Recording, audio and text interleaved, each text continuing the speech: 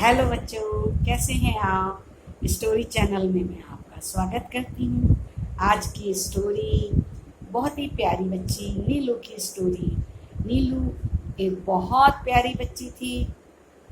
उसके फादर एक दर्जी थे। वो बहुत खूबसूरत खूबसूरत ड्रेसेस बनाया करते थे, गाउन सिला करते थे और उसकी बच्ची परी की तरह से सच करके घूमा करती थी। परंतु वो अमीर आदमी नहीं थे। उनका काम से जो पैसा मिलता था वो बहुत थोड़ा होता था, परंतु वो परिवार खुश था। वो अपनी मम्मी, अपनी दादी और अपने परिवार के अन्य सदस्यों के साथ बहुत खुश रहती थी। वो छोटी सी गुड़िया पास के गांव में जो वृक्ष थे, पशु पक्षी थे, उनके पास जाके खेलती थी। वो उसके दोस्त थे। वो फूलों से बहुत प्यार करती थी। वो पक्षियों के साथ खेलती थी, पशुओं के साथ खेलती थी। और बहुत बड़ा एक ओक का पेड़ था, इतनी घनी छाया जिसके नीचे वो जब थक जाती थी तो विश्राम करती थी। ये उसका रोज का नियम था कि पेड़ पौधों से बातें करना, पशुओं से बातें करना, पक्षियों से खेलना और खूब ढेर सारी मस्ती करके अपने घर आ जाती थी। ऐसे खुशी खुशी से उनके दिन व्यतीत हो रहे थे।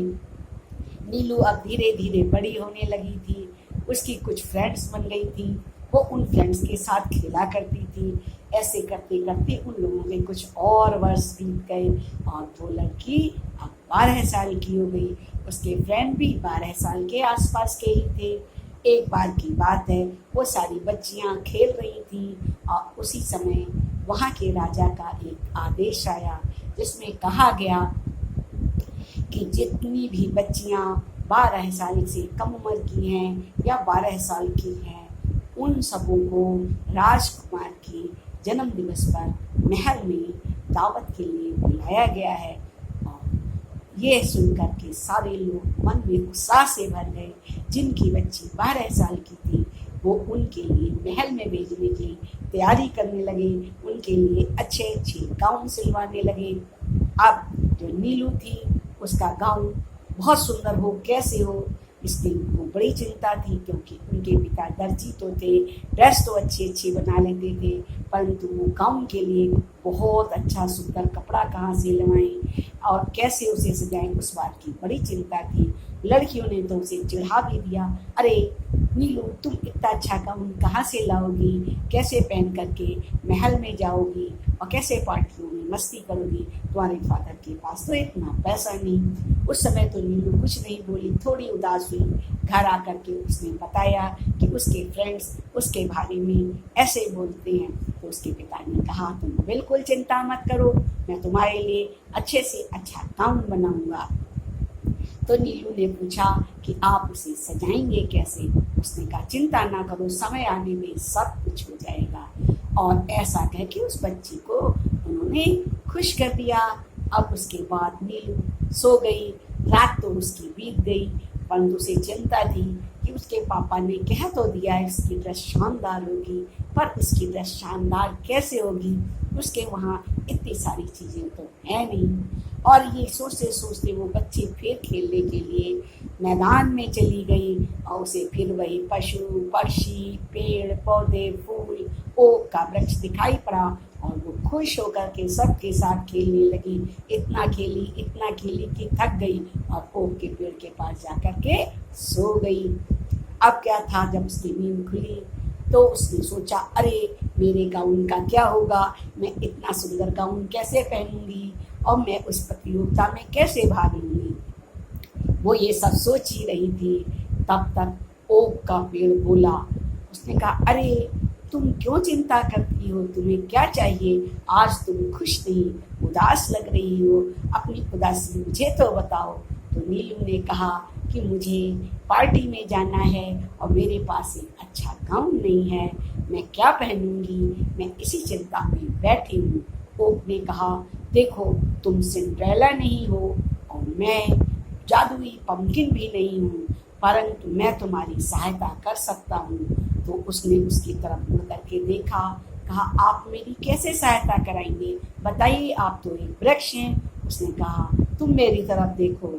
और उसने देखा, उसने कहा, देखो तुम अपने चारों तरफ देखो, क्या तुम्हें नहीं लगता कि कि तुम्हारे चारों तरफ जादुई दुनिया है, कितना कुछ आपके गाँव को सजाने के लिए आपके चारों तरफ बिखरा पड़ा है। उसने कहा कैसे? उसने कहा फूलों को देखो कितने खूबसूरत हैं, रंग बिरंगे हैं, तुम अपने गाँव को फूलों से सजाओ। फिर चिड़िया आई, उसने कहा अरे तुम मेरे सुंदर सुंदर पंख ले लो, तुम अपने मेरे पंखों से अपना गाँव सजाओ।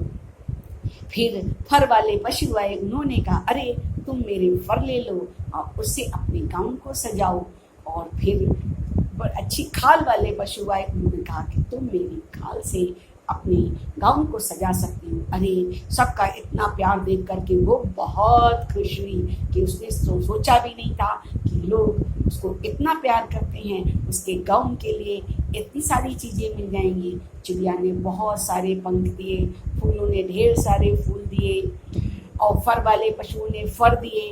इस तरह से उसे बहुत सारी चीज़ें मिल गई और वो गिफ्ट के सामानों को लेकर के अपने फादर के पास गई और बोली डैडी देखो मुझे आज क्या गिफ्ट मिला है। उन्होंने उसके गिफ्ट देखे और पूछा ये गिफ्ट किसने दिए और इसका क्या होगा। तो उसने कहा मेरे गाँव को सजाने के लिए सब ने कोई ना कोई उपहार दिया है। अब पिताजी आप अपना दिमाग लगा करके गाउन तैयार करिए। और उसके बाद उसके पिताजी गाउन को सिलने बैठ गए और बहुत सुंदर गाउन तैयार हुआ, कल्पना से परे इतना सुंदर गाउन, फर वाला गाउन, फ्लावर वाला गाउन और पेड़ पौधों की दी हुई जो चीज़ें थी उनसे सजा हुआ गाउन। अब उस गाउन को पहन करके जब वो बाहर निकली तो उसे बहुत खुशी हुई। अरे मेरा गाउन तो इतना अच्छा है, मुझे लगता है कि मैं सबसे सुंदर दिखूंगी। और जैसे ही वो ये गाउन पहन करके घूम रही थी उसी समय आकाश में तारे टिमटिमा रहे थे। उन्होंने देखा अरे ये कौन परी है, इतनी खूबसूरत लग रही है, ऐसा सफ़ेद गाउन, इतनी सुंदर सजी पोशाक मैंने तो पहले कभी नहीं देखी। और उसको देख करके सब बड़े खुश हुए और उन्होंने कहा मैं भी तो इसे कोई उपहार दूं, ये कितनी सुंदर लग रही है, मैं इसमें चांद सितारे जड़ देना चाहता हूँ। और फिर उसके बाद क्या हुआ, उसके गाउन पे धीरे धीरे सितारे चिपकने लगे और इतने सुंदर सितारे चिपक गए, गाउन जगमगा उठा। उस गाउन को पहनकर और देखकर वो खुद ही अपने ऊपर गर्व करने लगी, शर्म से लाल हो गई। अरे मैं तो इतनी खूबसूरत लग रही हूँ, मुझे तो विश्वास ही नहीं था कि मेरे पास भी इतना अच्छा गाउन हो सकता है। और उसके बाद वो पार्टी की शाम आ गई, वो तैयार होकर के पार्टी में गई। अब क्या था, वो सारी पार्टी में सबसे खूबसूरत दिख रही थी, इतनी खूबसूरत कि लोग उसे देख करके रश्क कर रहे थे। सारी लड़कियां कह रही थी इसके पास इतना सुंदर गाउन कहाँ से आया।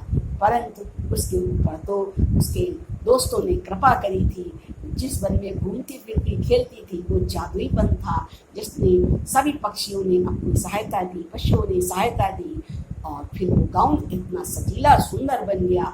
अब जब राजकुमार ने उसको देखा तो अपनी माँ से कहा ये खूबसूरत गाउन पहनने वाली लड़की कौन है, आप उसे बुलाइए, मैं इसके साथ मिल कर के केक काटूंगा। और फिर रानी का आदेश हुआ कि जाओ उस सफ़ेद गाउन वाली लड़की को लेकर के आओ जो इतनी खूबसूरत लग रही है, मेरा राजकुमार उसके साथ केक काटेगा। और दोनों लोग एक पास खड़े हुए और उन्होंने केक काटा।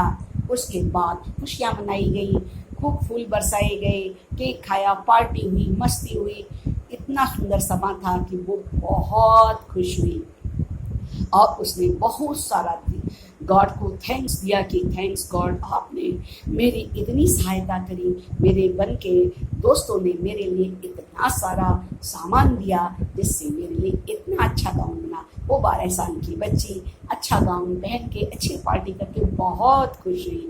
अंत में उसको उतने अच्छे गाउन का, अच्छे लिबास का, अच्छे प्रेजेंटेशन का इनाम मिला।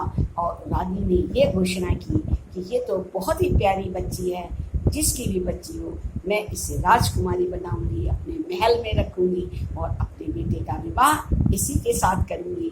ये किसी भी देश की राजकुमारी से जरा भी कम नहीं। और फिर उसके बाद राजकुमारी का विवाह उसी के साथ हो गया। और उसके बाद उनके घर में जो मुश्किलों के दिन थे, वो जो दर्जी बन करके अपना सामान्य जीवन जी रहे थे, उनका भी स्थान ऊंचा हो गया। बच्चों, इस प्रकार जब हम अपनी सोच ऊंची रखते हैं, उत्साह से भरे रहते हैं और सोचते हैं कि हमारी भी किसी न किसी प्रकार से कोई न कोई सहायता होगी, चाहे वो जादुई सहायता हो, चाहे तात्कालिक सहायता हो या किसी प्रकार से देवीय सहायता हो, बस सहायता हो जाती है और काम बन जाते हैं। जैसा कि नीलू के साथ हुआ, उसे एक भव्य दिव्य गाउन मिल गया जिसे पहन के उसने पार्टी को एंजॉय किया और राजकुमार के दिल को जीता, राजमहल में अपना प्रभाव डाला और फिर वो राजकुमारियों के जैसा जीवन जीने लगी। ऐसे ही अगर हमारे जीवन में कोई अभाव है, कमी है, तो हमें भी खुश होना चाहिए और दूरदर्शिता से काम लेना चाहिए। फिर कोई ना कोई रास्ता निकल आता है और हम उस समय को, उस लम्हे को एंजॉय कर सकते हैं, मस्तियाँ कर सकते हैं और उसके फलस्वरूप हमें कोई और भी अच्छा बड़ा रास्ता मिल सकता है जिससे हमारा भाग्य चमक जाए। हमारी ये कहानी यही शिक्षा देती है कि हमें उत्साह से भरकर जीवन जीना चाहिए, निराश और दुखी नहीं। और जैसी भी परिस्थिति हो, अगर हमें कहीं पार्टिसिपेट करना है तो अनुकूल परिस्थितियाँ ईश्वर जरूर बनाता है, सहायता जरूर होती है। बच्चों, ये कहानी कैसी लगी तो हमें बताना और हमारे चैनल को लाइक करना, सब्सक्राइब करना, बेल आइकन को ज़रूर दबाना। हम एक नई कहानी के साथ हमेशा मिलते हैं, फिर मिलेंगे एक नई कहानी के साथ। तब तक के लिए बच्चों बाय बाय, बाय बाय, जय हिंद, जय भारत।